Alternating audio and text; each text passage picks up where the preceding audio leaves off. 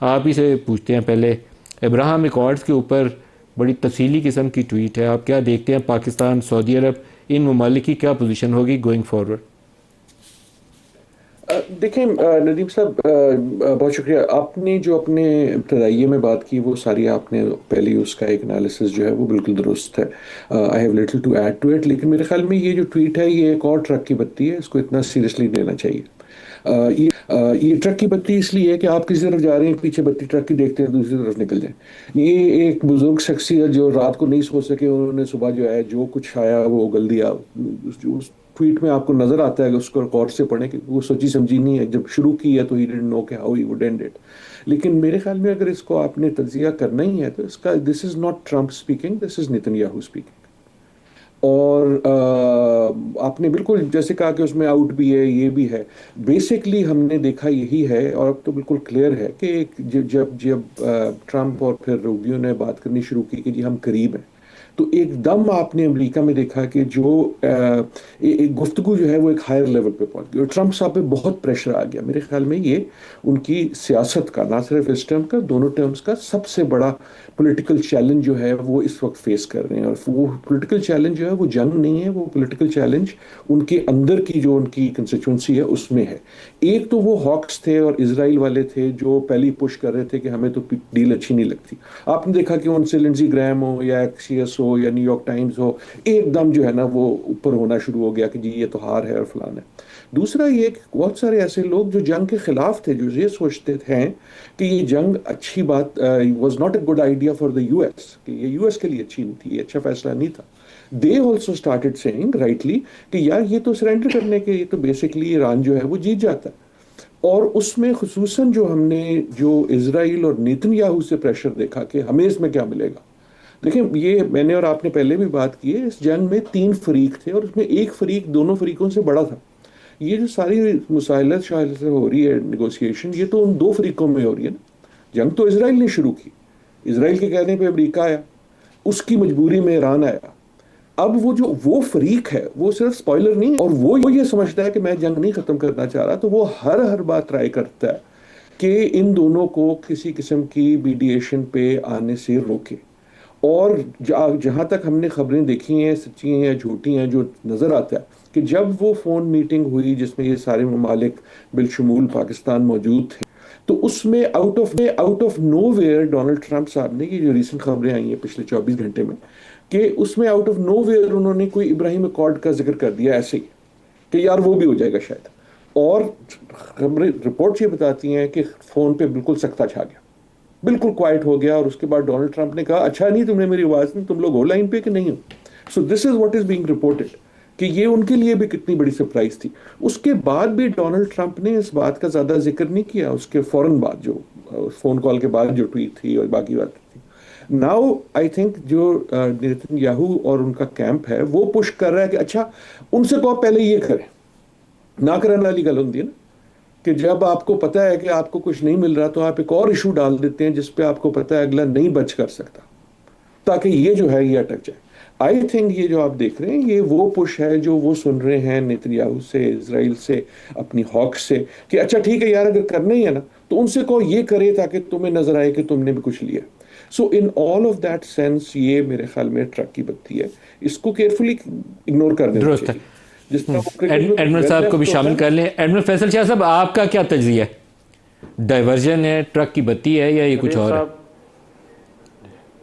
जी नदीम साहब बहुत शुक्रिया मुझे प्रोग्राम में लेने का, और आपका बड़ा अच्छा तज्जिया था। लेकिन मैं डॉक्टर आदिल नजम साहब की बात को बिल्कुल सेकंड करूंगा कि इसको हमें कोई बहुत ज़्यादा सीरियस नहीं लेना चाहिए, इसको डी कन्फ्लिक्ट रखना चाहिए, करना चाहिए नेगोशिएशन से जो इस वक्त चल रही हैं।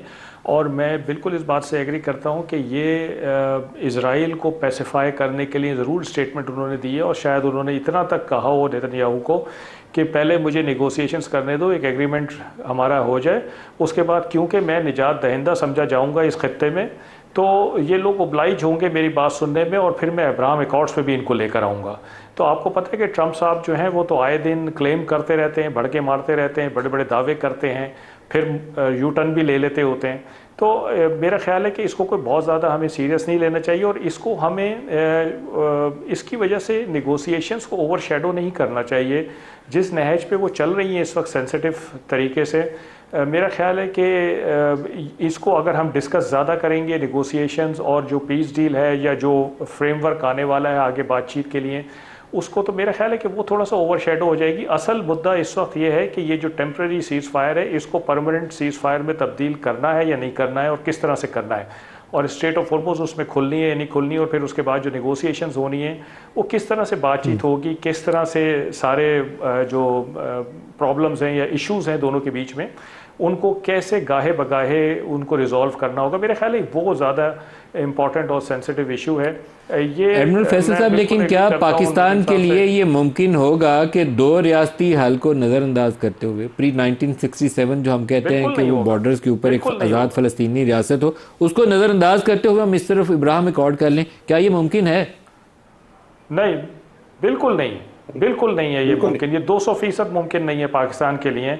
और हम 1967 से पहले वाले जो बॉर्डर्स हैं उनको हम सपोर्ट करते हैं। हम दो रियासती हल जो आपने पहले अपने सारे इब्तिदाई में बात की, बिल्कुल वो हमारा स्टांस है, और हमें कोई मजबूरी नहीं है। हमारी क्या मजबूरी है कि हम अब्राहम अकॉर्ड्स की तरफ चले जाएं, मतलब बावजूद इसके कि हम तो एक आप तरह ये देखिए कि एक तरह का एहसान कर रहे हैं इस दुनिया पे और अमेरिका पे ख़ास तौर पे जो निकलना चाहता है इस जंग से। वो कहते हैं कि हमने ईरान को 20 साल पीछे फेंक दिया है, हमने उसको तबाह कर दिया है। तो भाई आप अगर तबाह कर दिया है, 20 साल पीछे फेंक दिया है, तो फिर आपको किस चीज़ का ख़तरा है 20 साल तक? आप चले जाएं यहाँ से। लेकिन वो एग्रीमेंट करना चाहते हैं ईरान के साथ क्योंकि उनके पास वो लेजिटिमेसी नहीं है वापस जाने की जो वो चाहते हैं। तो पाकिस्तान तो बेसिकली उनके साथ एक अच्छा काम कर रहा है, तो पाकिस्तान क्यों ओब्लाइज होगा या किस वजह से ब्लैकमेल होगा कि पाकिस्तान अपना जो प्रिंसिपल स्टांस है एक उससे उसको नज़रअंदाज कर दे। बिल्कुल सही है। डॉक्टर आदिल साहब, जो एग्रीमेंट के हवाले से तफसीलात आ रही हैं तो वो ईरान कहता है कि हम कुछ ब्रॉडर अंडरस्टैंडिंग के करीब हैं, लाजमी नहीं है कि मुआहदा हो जाए, लेकिन वो कहते हैं इसमें हॉर्मोज शामिल नहीं है। कहते हैं टोल टैक्स नहीं लेंगे, लेकिन हो सकता है सर्विसेज प्रोवाइड करें तो सर्विसेज के कुछ पैसे ले लें। न्यूक्लियर कहते हैं इसमें शामिल नहीं है। जंगबंदी हो जाएगी तो उसके बाद 7 रोज़ में मुज़ाकरात शुरू करेंगे, और स्टॉक पाइल्स को डाउनग्रेड कैसे करना है उसके ऊपर बात होगी। ये नहीं होगा कि स्टॉक पाइल अमेरिका को देने। तो इंटरेस्टिंगली नई डायमेंशन हैं जो उन क्लेम से बिल्कुल मुख्तलिफ हैं जो ट्रंप कर रहे हैं। जी नदीम साहब, मेरे ख्याल में जो जो फोकस है इस वक्त मेरे ख्याल में इसी चीज़ पे है कि इसकी एग्जैक्ट डायमेंशंस क्या नज़र आती हैं। कुछ चीज़ें क्लियर हो चुकी हैं।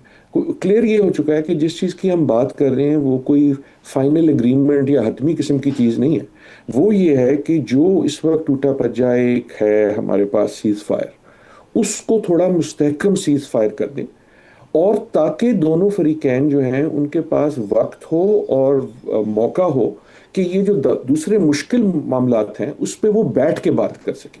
Probably they have come closer to each other, लेकिन अब जो है वो टेक्निकल डिटेल्स ऐसी हैं कि वो खतो किताबत से नहीं हो सकती कि इसने इसको पैगाम दिया, उसने उधर पहुंचा दिया, उसने कहा जी वो कह रहे हैं ये कर लो, ये फिर वापस आए उन्होंने कहा जी ये कह रहे हैं ये कर लो।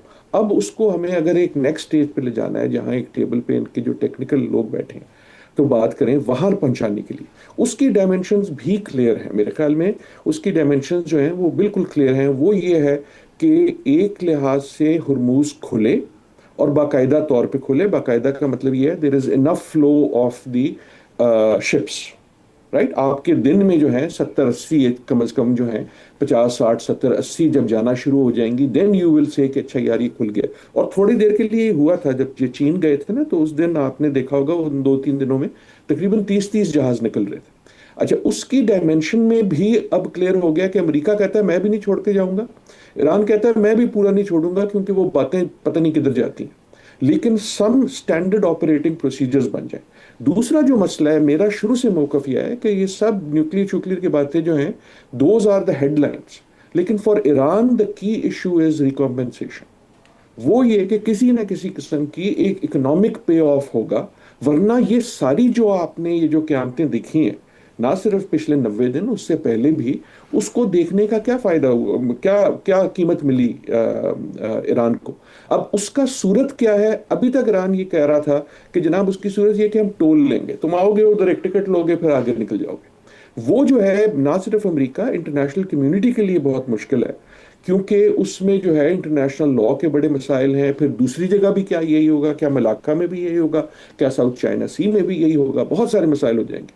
But that can happen in other ways. मेरे ख्याल में जो हम ट्वीट की बात कर रहे थे, उससे ज़्यादा अहम खबर यह है कि इस वक्त ईरान का एक डेलीगेशन कतर में मौजूद है, राइट। उसकी कई सिग्निफिकेशंस हैं। आई थिंक उसकी सिग्निफिकेशन एक ये है कि ये जो जो भी फाइनेंशियल किस्म की बात होगी ना, आप टोल नहीं लेंगे, लेकिन अनऑफिशियली किसी किस्म के वही ममालिक आपको अगर सपोर्ट कर देते हैं, आपके अकाउंट अनफ्रीज हो जाते हैं। ईरान के लिए बहुत इंपॉर्टेंट ये है कि जो सैंक्शंस हैं, इसलिए जो क्लॉज है वो सबसे इंपॉर्टेंट है। चाहे वो ग्रेजुअल लूजनिंग हो, चाहे वो अल्टीमेट लूजनिंग हो, ईरान के लिए वो इंपॉर्टेंट है। तो मेरे ख्याल में जो बार्गेन है ना, जिस वक्त भाव हो रहा है दुकान में जो हो रहा है ना कि नहीं इतने का या उतने का, वो इन दो चीजों पे हो रहा है कि स्टैंडर्ड ऑपरेटिंग प्रोसीजर बिल्कुल सही। क्या होगा, एडमिरल फैसल शाह और साहब, दूसरा ये कि वो आपकी फाइनल एग्रीमेंट के हवाले से क्या असेसमेंट है, क्योंकि that should happen with in next few days. नहीं, फाइनल एग्रीमेंट से अगर आपकी देखिए, मुराद है ये अभी जो इसको ये एमओयू शेमओयू कह रहे नो हैं। No, final agreement mean letter of intent या ब्रॉडर अंडरस्टैंडिंग, जिसके ऊपर फर्दर डिस्कशन होंगी, उसकी तरफ जा लेटर रहा ऑफ था intent admiral final Faisal Shah agreement नहीं साहब। होगी। एडमिरल फैसल शाह, एक एक गुजारिश मुझे अगर नदीम दीजिए, साहब मैं एक जुमले जी में खत्म जी जी एक जुमले में खत्म कर दूंगा। सॉरी एडमिरल साहब, लेटर ऑफ एग्रीमेंट जो है मेरे ख्याल में वो पहला स्टेप होगा फाइनल एग्रीमेंट, जिसमें ये न्यूक्लियर वगैरह चीजें भी आएंगी। सॉरी। बिल्कुल सही। एडमिरल फैसल जी साहब, नदीम साहब, मेरा ये ख्याल है कि जो जिस चीज़ पे इस वक्त काम हो रहा है वो एक फ्रेमवर्क है जो कि तय किया जा रहा है कि आगे जो बातचीत होनी है वो कि उसका एजेंडा क्या होगा, वो किस तरह से बातचीत आगे चलेगी, क्योंकि दोनों तरफ की अगर आप डिमांड्स देखें तो वो एक टेंजेंट हैं दोनों, और तो दोनों की डिमांड्स को एड्रेस करना, उनको आपस में बातचीत करना, एक मिडिल ग्राउंड पे लेकर आना, आई थिंक वो एक बड़ा सीरियस मामला है और बड़ा लंबा मामला है, उसमें टाइम भी लगेगा, तो वो बाद में होगा। लेकिन इस वक्त मेरा ख्याल है एक फ्रेमवर्क एग्री हो जाएगा कि हम इस टेम्पररी सीज फायर को परमानेंट सीज फायर में तब्दील करते हैं, स्ट्रेट ऑफ हॉर्मुज़ को खोलते हैं और साइमल्टेनियसली हम बातचीत का आगाज़ करते हैं। वेन्यू, डेट, ये सब चीज़ें उसमें डिसाइड हो जाएंगी। देखिए, ट्रंप साहब को वापस जाना है और उनके पास बकौल उनके वो तमाम ट्रॉफीज़ हैं जो जिनका उन्होंने शुरू में जिक्र किया था कि मैंने उनकी लीडरशिप मार देनी है, मैंने उनकी मिलिट्री कैपेबिलिटी ख़त्म कर देनी है, मैंने उनका न्यूक्लियर पोटेंशियल ख़त्म कर देना है, इंफ्रास्ट्रक्चर डैमेज कर देना है, विल टू फाइट ख़त्म कर देनी है। ये सब ट्रॉफियाँ वो कहते हैं वो ले चुके हैं।